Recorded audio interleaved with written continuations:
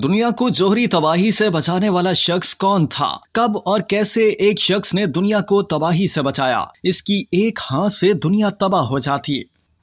ये वो दौर था जब अमेरिका और सोवियत यूनियन के दरमियान सर्द जंग उरूज पर थी। दोनों ममालिक एक दूसरे के खिलाफ अपने न्यूक्लियर हथियार तैयार कर रहे थे। पूरी दुनिया जानती थी कि अगर दोनों में से किसी एक ने भी न्यूक्लियर हमले के लिए पहल की तो दूसरा भी इसका भरपूर अंदाज में एटमी हमले से ही जवाब दे सकता था। और इस एटमी जंग के नुकसान के बारे में ये तखमीना लगाया जाता था कि अगर ऐसा होता तो शायद दुनिया की 70% इंसानी आबादी इसका शिकार हो जाती। जौहरी जंग का आगाज 27 अक्टूबर 1962 को हो सकता था। अमेरिका और सोवियत यूनियन के दरमियान क्यूबा में मिसाइल तनाजा किसी भी वक्त जौहरी जंग में बदल सकता था। इस तनाजे के दौरान वाशिंगटन ने मॉस्को से मुतालबा कर रखा था कि वो अमेरिकी सरहद से सिर्फ 200 किलोमीटर दूर क्यूबा से अपने जौहरी मिसाइल हटा ले। क्यूबा के पानियों के गिर्द मौजूद सोवियत यूनियन की आबदोजों में से चंद जौहरी टारपेडोज से लेस थी। इनमें से एक आबदोज में से एक ऐसा लम्हा आया जब जौहरी जंग हकीकत का रूप धारने के करीब पहुंच गई। इन दोनों में किसी भी सोवियत आबदोज में मौजूद 3 कमांडोज को ये फैसला करना होता था कि अगर इन पर अमेरिकी हमला हुआ तो क्या वो जवाब में जौहरी टारपेडो का इस्तेमाल करें या नहीं। इस मखसूस सोवियत आबदोज में मौजूद 2 कमांडर्स ने यह फैसला कर लिया था,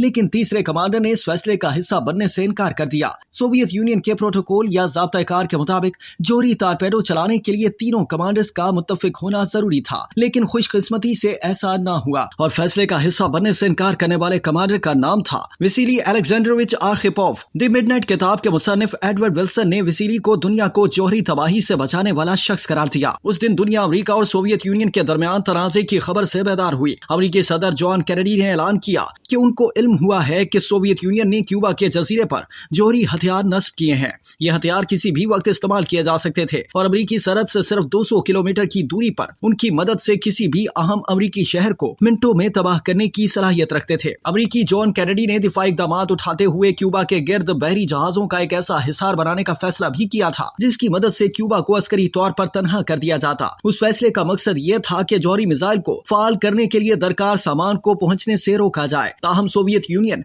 इन इक़दामात से मरूब होने वाला नहीं था। सोवियत यूनियन ने पूरी फौज और उस मखसूस इलाके में मौजूद तमाम बेड़ों को भी अलर्ट कर दिया। अमेरिकी दस्तावेजात और सोवियत यूनियन के बहरी कप्तान वादाम और लोव की आबीथी के मुताबिक उस दिन उनकी आबदोज में सूरत हाल मकदोश थी। ये आबदोज खुसूसी तौर पर जौहरी मिसाइल फायर करने के लिए बनाई गई थी। शुमाली सर्द पानियों को ज़ेर नशीन रखते हुए बनाई जाने वाली इस आबदोज के लिए क्यूबा के करीब समुंदर का पानी बहुत गर्म था, जिसकी वजह से आबदोज का एयर कंडीशनर निजाम खराब हो गया। यूं आबदोज के अंदर दर्जा हरारत पड़ने लगा। इससे कबल आबदोज के कप्तान वेलेंटियन सोटिस्की ने आबदोज को ज्यादा रफ्तार से चलाया, जिसकी वजह से अमेरिकी जंगी बहरी जहाज इसका सुराग लगाने में कामयाब हो गया था। एडवर्ड कहते हैं कि पेंटागन की रिपोर्ट के मुताबिक अमेरिकी जहाज ने आबदोज को समुद्र की सतह पर आने के लिए कोशिशें शुरू कर दी और एमोनेशन फायर करना शुरू कर दिया। आबदोज तनाज़े की वजह से मुकम्मल खामोशी रखे हुए थी और इसका सोवियत हाई कमान से राब्ता मुनक़ता था। ऐसे में आबदोज के अंदर मौजूद अमले को लगा कि जंग छिड़ गई है। मुसन्निफ एडवर्ड कहते हैं कि उस वक्त सोवियत यूनियन की आबदोज को जौहरी हथियार के इस्तेमाल के लिए मॉस्को से इजाजत लेने की पाबंदी नहीं थी और सिर्फ 3 कमांडर्स का मुत्तफिक होना काफी होता। ताहम वसीली ने कप्तान के फैसले की हिमायत करने से इनकार कर दिया।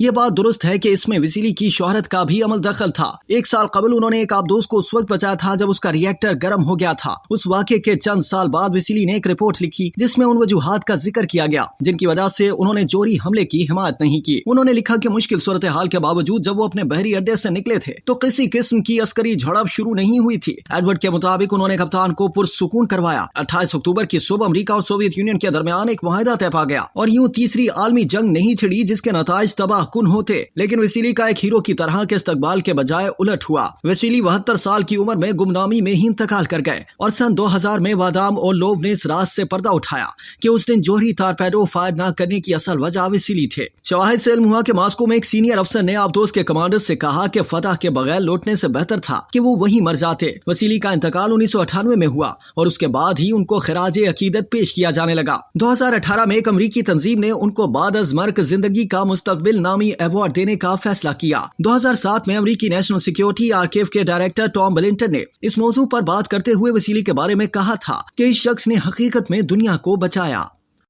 अब तक के लिए इतना ही। मजीद जानने के लिए सब्सक्राइब कीजिए डेली जंग यूट्यूब चैनल और लाइक कीजिए डेली जंग फेसबुक पेज।